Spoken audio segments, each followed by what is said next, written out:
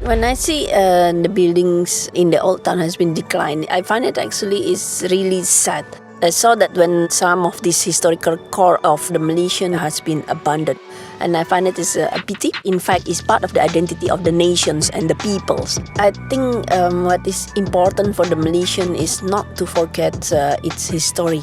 And often the old town actually show that how the Malaysian actually could come together as one nations. Architecture is not only just about building new buildings. It is also about restoring actually the old building. My name is Camelia Kusumo.